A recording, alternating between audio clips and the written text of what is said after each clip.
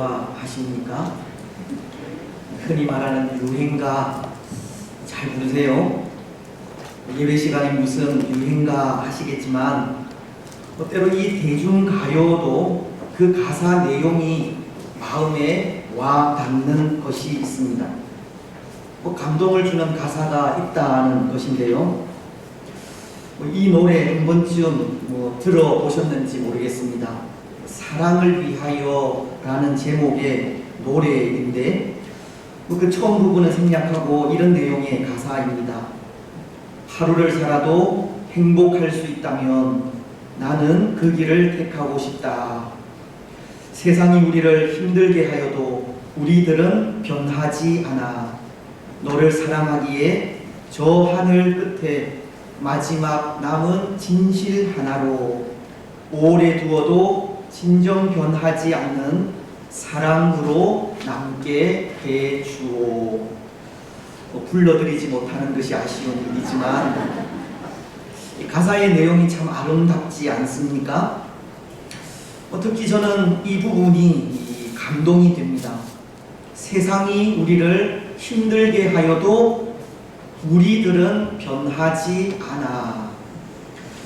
세상에 그 어떤 고난과 환난과 방해가 있다 할지라도 결코 변하지 않는 사랑을 가질 것이라는 가사가 마음에 든다는 겁니다. 그런데 여러분, 제가 이 가사에 마음이 가는 이유가 있습니다. 혹 짐작을 하실지 몰라도 그것은 하나님 앞에서 살아가는 우리 믿음의 삶도 그렇게 변하지 말아야 한다는 것 때문입니다. 때로 세상이 사랑을 가로막고 힘들게 하여도 결코 변하지 않을 것이라 고백하고 있듯이 오늘 우리도 이 세상이 우리 사는 믿음의 삶을 참 힘들게 하고는 있지만 그럼에도 변함없는 믿음의 삶을 살아야 한다는 겁니다.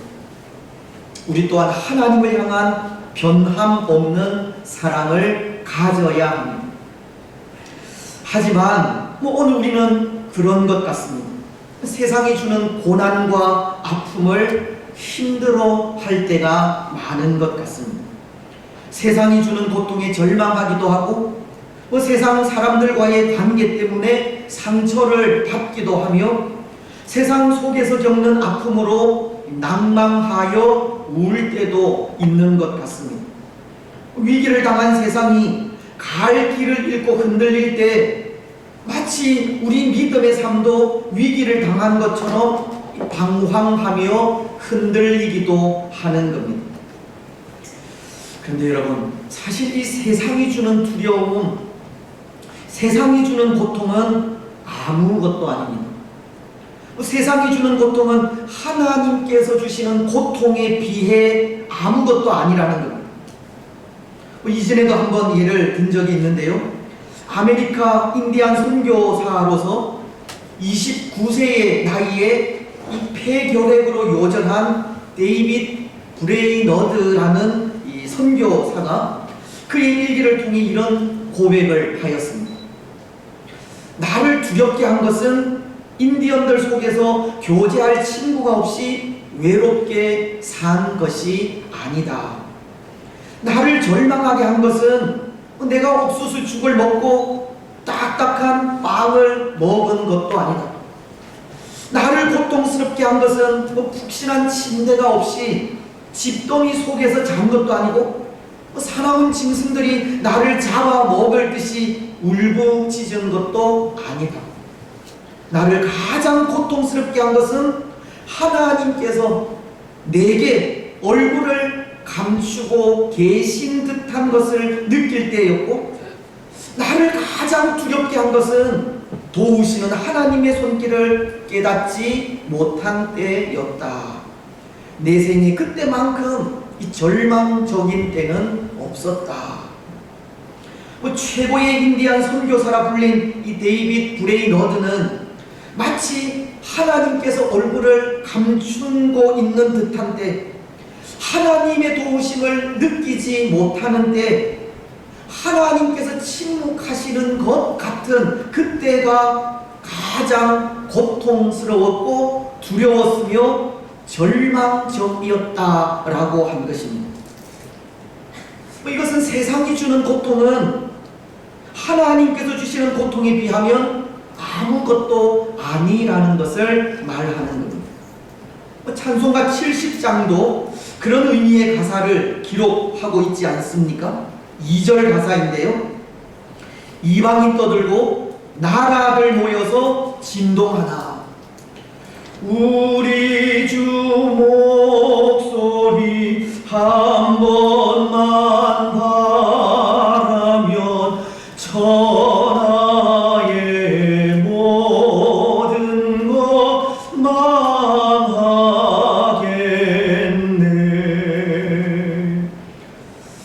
여러분, 하나님께서 하시는 일이 얼마나 무서운지 그 노를 한 번만 바라셔도 그 누구도 소망을 가지지 못할 만큼 이 고통스럽고 절망적이라는 것을 가르치고 있는 겁니다. 사랑하는 여러분, 오늘 우리는 어떻습니까? 혹 오늘 우리도 세상 때문에 참 고통스럽다 하는 생각을 하고 있지 않습니까? 오늘 이 시대가 우리를 참 힘들게 한다, 그렇게 생각하고 있지 않습니까? 하지만 세상이 우리를 힘들게 하는 것이 아닙니다. 우리가 당한 환경이나 상황이 우리로 하여금 절망하게 하는 것도 아닙니다. 우리에게서 하나님의 도우시는 손길이 더 이상 역사하지 않는 것 같은 느낌을 받을 때 그것이 우리를 힘들게 하는 겁니다. 우리 삶 속에 하나님이 나와 함께 하심을 느끼지 못할 때 그것만큼 우리를 절망하게 하는 것은 없는 겁니다. 그렇습니다. 오늘 우리는 우리 가운데 항상 하나님의 임재를 느끼시고 어떤 경우 속에서도 낙심하거나 절망하지 마시며 한결같은 마음으로 하나님을 사랑하며 나아가시기 바랍니다. 여러분, 어쩌면 오늘 우리가 읽은 이 본문 말씀도 그런 경우가 아닌가 한데요. 오늘 본문 속에 이스라엘도 하나님의 도우시는 손길을 느끼지 못하고 있는 경우가 아닌가 한다는 겁니다. 이들에게도 하나님은 함께 하시지 않는 것 같고, 그래서 이들도 이 절망적인 상황 가운데 있다는 겁니다. 근데 오늘 이스라엘이 절망적인 상황 가운데 있다는 것은 이 두 가지 이유 때문입니다. 먼저 그 하나는 그들이 처한 환경으로 인해서입니다. 물론 환경이 절망하게 하는 것은 아니라고 하였지만 지금 이스라엘은 이 절망할 수밖에 없는 환경 가운데 있다는 겁니다. 이스라엘은 지금 오랜 기간 애굽에 의해서 노예 상태에 있고 노예로서 심한 고역 속에 있기 때문입니다. 우리가 읽지는 않았지만 1장 8절 말씀은 요셉을 알지 못하는 새 왕이 일어나 애굽을 다스리더니 라고 하면서 11절은 이렇게 말씀하고 있습니다. 감독들을 그들 위에 세우고 그들에게 무거운 짐을 치워 괴롭게 하여 그들에게 바로를 위하여 국고성 비돔과 람셋을 건축하게 하니라. 애굽의 총리이던 요셉이 죽은 이후 이 요셉을 알지 못하는 왕들이 이제 점점 강성해져가는 이스라엘을 두려워하여 노예로 삼고 그들 위에 감독을 세워서 고역을 시키게 되었다는 겁니다. 아마도 이런 이스라엘의 고역이 오늘 말씀인 2장에 이르기까지 좁기 300년 이상은 된 듯 보입니다. 이스라엘은 무려 300년 이상이나 되는 오랜 기간 동안 고역으로 인해 고통을 당하는 이 절망적인 환경 속에 있었다는 겁니다. 근데 여러분, 사실 이 일은 창세기 15장에서 하나님과 아브라함 사이에 맺은 약속으로 인한 일이지 않습니까? 창세기 15장은 13절을 통해서 이렇게 말씀하고 있기 때문입니다. 여호와께서 아브라함에게 이르시되 너는 반드시 알라. 내 자손이 이방에서 객이 되어 그들을 섬기겠고 그들은 400년 동안 내 자손을 괴롭히리니. 오늘 이스라엘의 이런 고통은 그들의 선조인 아브라함과 하나님 사이에 맺은 언약 때문이었다는 겁니다. 하나님의 약속에 의해 지금 이스라엘은 이토록 오랜 세월을 애굽에서 노예로 고통을 당하고 있는 겁니다. 하지만 이 일이 아무리 하나님의 약속에 의한 일이라고 해도 이 일은 이스라엘에게 너무나도 가혹한 일이고 이 낙심하여 절망할 수밖에 없는 상황이기도 한 것입니다. 무려 400여 년이라는 고통이 하나님의 도우시는 손길을 잊게 할 정도로 이 절망적인 상황을 만들게 되었다는 것입니다. 또 하나, 오늘 이스라엘의 상황이 절망적이라는 것은 빼앗겨버린 소망 때문이기도 합니다. 여기 빼앗겨버린 소망이라는 것은 이제 갓 태어난 아기들까지 이 죽음으로 내어 몰리는 상황 때문이라는 것으로 오늘 2절과 3절은 이렇게 말씀을 하십니다.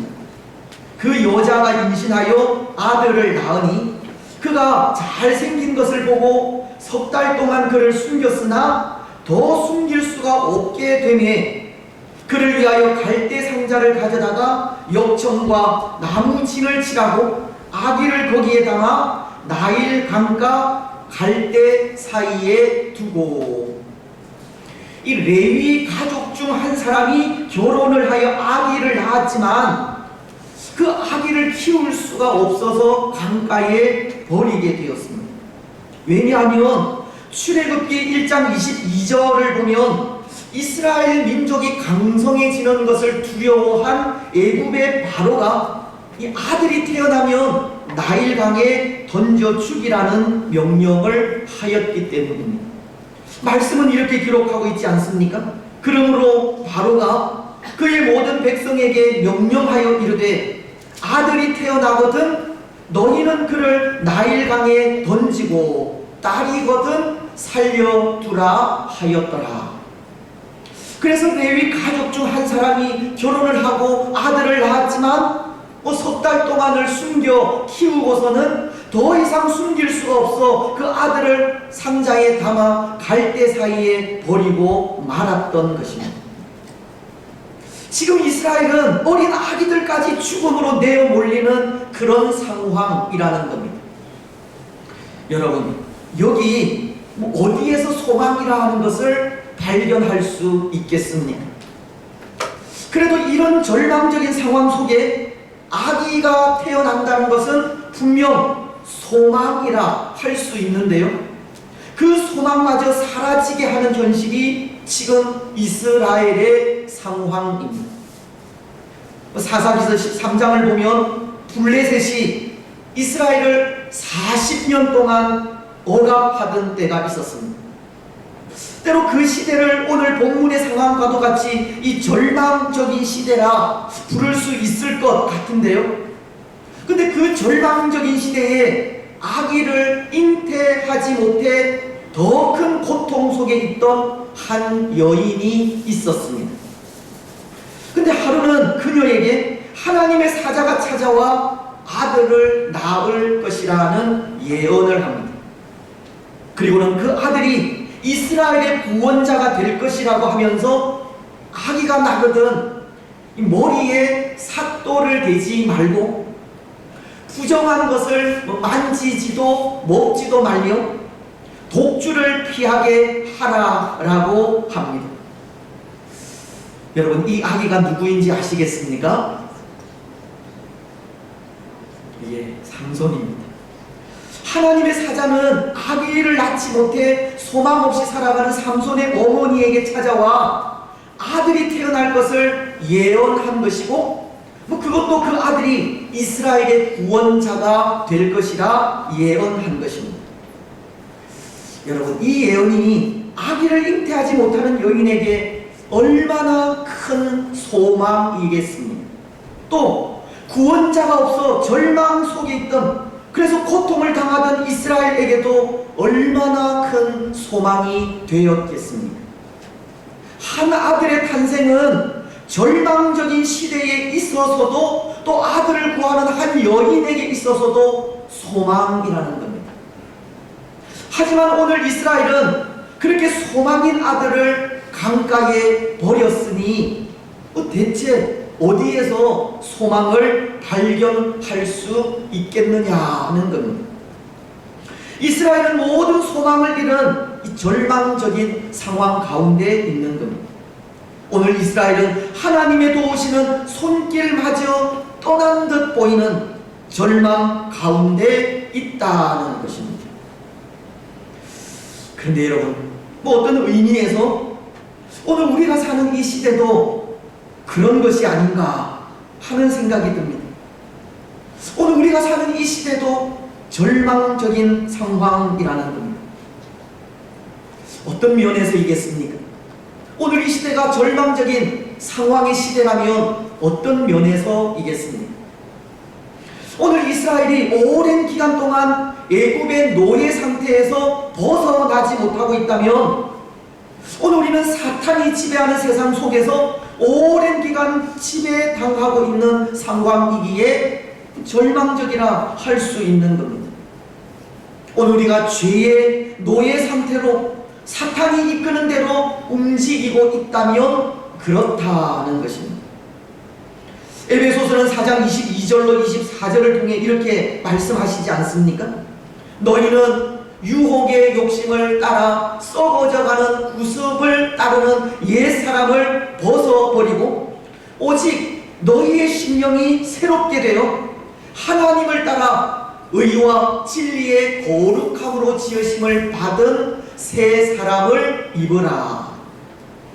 말씀은 심령이 새롭게 되어 하나님을 따라 의와 진리의 거룩함으로 지으심을 받은 새 사람을 입으라 라고 말씀하시면서 유혹의 욕심을 따라 썩어져가는 구습을 따르는 옛 사람을 벗어버리라고 하십니다. 이것은 오늘 우리가 새 사람을 입지 않으면 죄의 노예 상태에서 사탄이 이끄는 대로 움직일 수밖에 없는 사람들이라는 것을 가르치는 겁니다. 유혹의 욕심에 따라 죄 가운데 거할 수밖에 없는 사람들이라는 겁니다. 그래서 유혹의 욕심을 따라 이 썩어져 가는 구습을 버리지 않으면 도저히 헤어나올 수 없는 이 절망적인 상태 속에 거할 수밖에 없다는 것을 말씀하는 겁니다. 마치 오늘 이스라엘이 무려 400여 년 동안 애굽의 노예 상태에서 벗어나지 못하고 있듯이 오늘 우리도 이 구습을 버리지 않으면, 옛 사람을 버리지 않으면 이 사탄의 지배하에서 절망적으로 살아갈 수밖에 없다는 겁니다.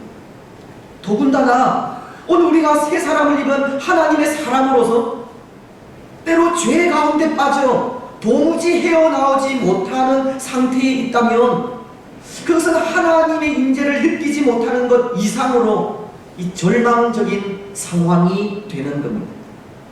그래서 에베소서는 4장 27절을 통해 마귀에게 틈을 주지 말라라고 하신 것인데요, 하나님의 사람으로 여전히 죄 가운데 빠져 헤어나오지 못하는 것은 우리 스스로에게 하나님의 임재를 느끼지 못하게 하는 이 절망적인 상황을 만들기 때문입니다.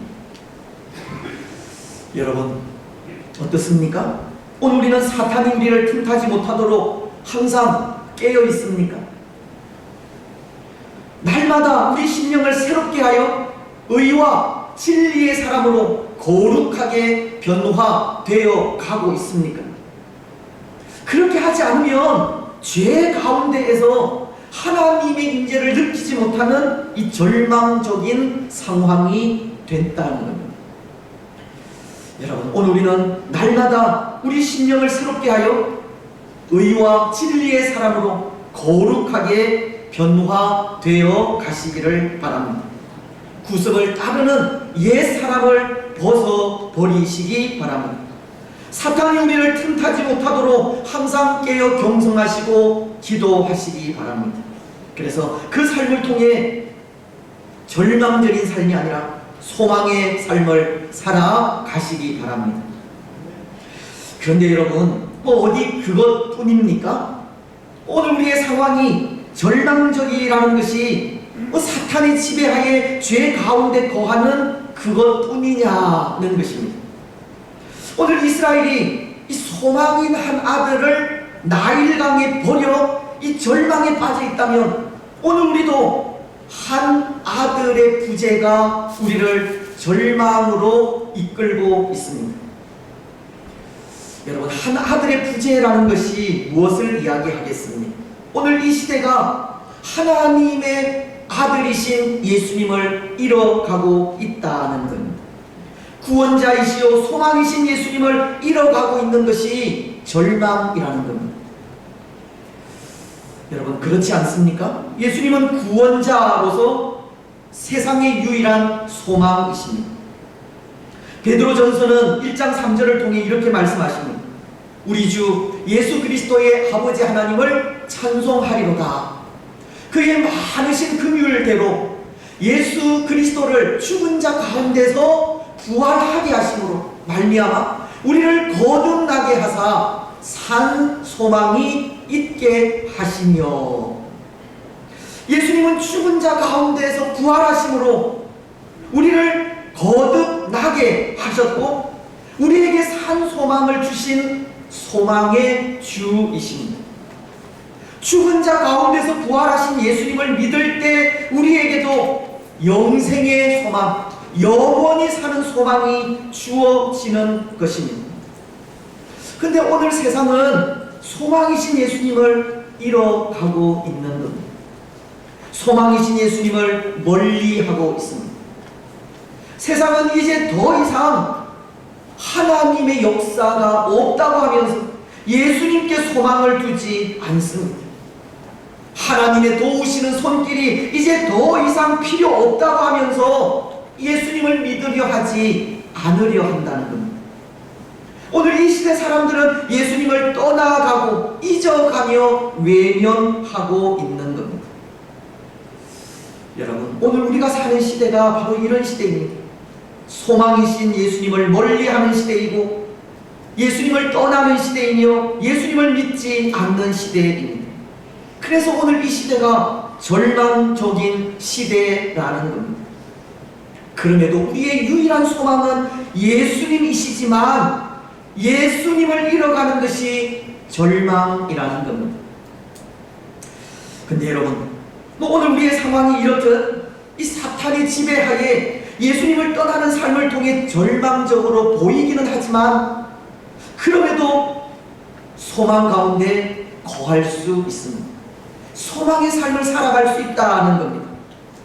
하나님의 도우시는 손길로 인했습니다. 지금도 역사하시는 하나님의 구원의 손길을 통해서입니다. 오늘 본문을 통해서도 그것을 느낄 수 있는데요, 이 나일 강가에 버려진 아기를 통해서입니다. 여러분, 오늘 말씀은 이 레위 족속에 속한 한 가족이 아들을 낳고 그 아들에 대한 소망 때문에 이 석 달 동안을 숨겨서 길렀다고 하지 않았습니까? 하지만 이제 더 이상 아기를 숨길 수 없게 되었을 때 그 부모는 아기를 이 갈대 상자에 담아 나일 강에 버리게 됩니다.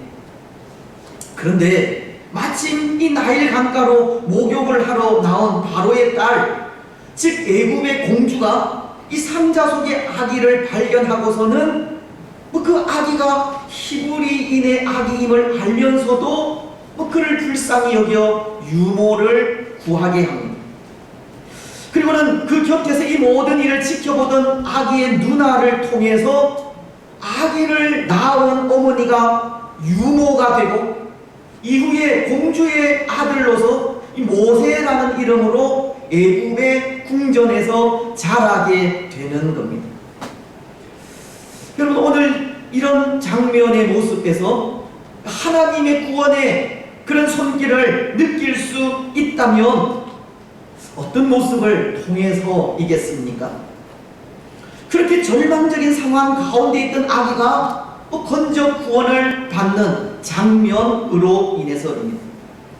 마치도 이스라엘이 당한 그런 상황처럼 이 아기 역시도 물에 빠져서 죽을 수밖에 없는 이 절망적인 상황이었지만 애굽의 공주에 의해 구원받는 장면이 바로 하나님의 구원의 손길이라는 겁니다. 특히 모세라고 하는 이름이 물에서 건져내었다라는 의미이지 않습니까? 그가 물속에 빠져 온전히 죽을 수밖에 없는 그런 절망적인 상황이었지만 그 속에서 하나님은 하나님의 구원의 손길을 통해서 그를 구원하여 주셨다는 겁니다. 바로 이것이 하나님의 구원의 손길입니다. 하나님의 구원하시는 손길이라는 겁니다. 오늘 우리에게 소망을 주는 하나님의 손길이요 역사입니다. 모르겠습니다. 어쩌면 우리에게도 이렇게 소망을 주는 하나님의 역사가 우리가 알지 못하는 방법으로 이루어지기도 하지만 하나님은 하나님의 때에 하나님만의 방법으로 구원의 역사를 이루어 가시는 겁니다. 때로 사람들이 이제 더 이상 하나님의 역사가 없다고 외치는 그런 외침 속에서도 또 아무리 부르짖어도 응답이 없는 절박한 상황 속에서도 하나님께서 십자가 앞에서의 침묵으로 우리의 구원을 이루신 것처럼 오늘 절망적인 상황 속에서도 하나님은 하나님의 때에 하나님의 방법으로 우리의 구원을 이루어 가신다는 것입니다. 그래서 그것이 오늘 우리에게 또 하나의 소망이 되지 않을 수 없는 겁니다. 마치도 침묵하시는 듯 이제 더 이상 역사하지 않는 듯 보이지만 침묵으로 모든 일이 끝나는 것이 아니라 또 더 이상 역사하지 않는 것이 아니라 하나님은 하나님의 때에 하나님의 방법으로 구원의 역사를 이루어 가실 것이고 또 하나님의 그 손길을 기억하는 우리는 바로 하나님의 그 손길을 통해서 또 하나의 소망을 가질 수가 있다는 것입니다. 그렇습니다. 사랑하는 여러분, 오늘 우리의 구원은 또 우리가 가진 모든 문제의 해결은 오직 하나님의 손길에 있습니다. 하나님의 계획에 있고 하나님의 뜻에 있습니다. 그것을 생각하면 그것이 우리에게 큰 소망으로 다가오는 겁니다. 태초부터 지금까지 우리를 향하신 하나님의 구원이 오직 하나님의 계획에 의해 하나님의 방법으로 진행해 오고 있듯이 또 그렇게 우리의 앞길까지도 인도하실 하나님을 생각할 때 그것이 무한한 소망으로 다가오지 않을 수 없다는 겁니다. 오늘 우리는 여러 가지 상황으로 인해 절망할 수밖에 없는 상황을 맞이하고는 있지만 이런 절망적인 상황 속에서도 결코 절망할 수 없는 것이 하나님의 뜻대로 인도하실 그 구원의 손길 때문이라는 것입니다. 여러분, 오늘 우리를 구원하시는 하나님의 손길에 소망을 두고 살아가시기 바랍니다. 하나님의 때에 하나님의 방법으로 모든 문제를 해결하실 하나님께 기대를 두고 살아가시기 바랍니다. 죄로 인해 아무런 소망이 없던 우리에게 예수님을 보내시고 예수님을 믿을 때 영원한 생명이라는 산 소망을 주신 하나님께서 오늘 절망할 수밖에 없는 이 위기 상황 속에서도 우리를 선하게 인도하실 것을 믿고 절망이 아니라 소망 가운데 거하시기 바랍니다. 우리의 참된 구주이시요 유일한 소망이신 예수님으로 인해 그럼에도 소망 가운데 거하시기를 바랍니다. 이제 말씀을 맺겠습니다. 사랑하는 여러분, 오늘 우리의 유일한 소망은 오직 예수님께 있습니다. 비록 우리 사는 환경은 힘들고 어렵다 할지라도 우리가 사는 이유는 분명한 것입니다. 우리의 참된 구주이시요 소망이신 예수 그리스도 때문입니다. 예수 그리스도 때문이라면 세상의 그 어떤 고난과 환난과 위기 속에서도 변하지 않는 믿음의 삶을 살아갈 수 있다는 것입니다.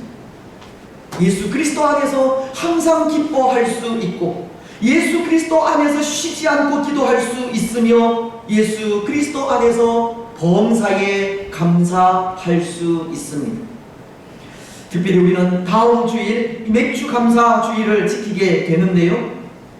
이 맥주 감사 주일은 이스라엘 백성들이 가나안 땅에 정착한 후 그 땅에서 수확한 이 첫 열매를 드리는 날로 감사의 절기입니다. 오늘날로 치면 어려움 속에서도 지난 7개월 동안을 지켜주신 하나님의 은혜에 감사하는 날로 생각하면 됩니다. 하나님의 그 구원하시는 손길이 항상 우리 가운데에서 우리를 인도하신 것을 생각하면서 기쁨으로 감사하는 날이 맥주 감사절이라는 것입니다. 감사로 나아가는 맥주 감사절 역시도 우리의 소망이신 예수 그리스도로 인하여 감사함으로 드릴 수 있다는 겁니다. 여러분, 오늘 우리는 우리의 참된 구주이시요 소망이신 예수 그리스도로 인해 그럼에도 소망 가운데 살아가면서 또한 그럼에도 감사와 기쁨의 삶을 잊어버리지 마시기 바랍니다. 비록 세상은 우리를 힘들게 할지 모르지만 참된 구주이시요 소망이신 예수 그리스도로 인해 그럼에도 항상 기뻐하시고 쉬지 않고 기도하시며 범사에 감사하시기를 바랍니다. 그래서 그 삶을 통해 그 어떤 절망적인 상황 속에서도 변함없이 우리 믿음의 삶을 감사함으로 살아가는 복된 성도들이 되시기를 주님의 이름으로 축복합니다. 298장 찬송입니다.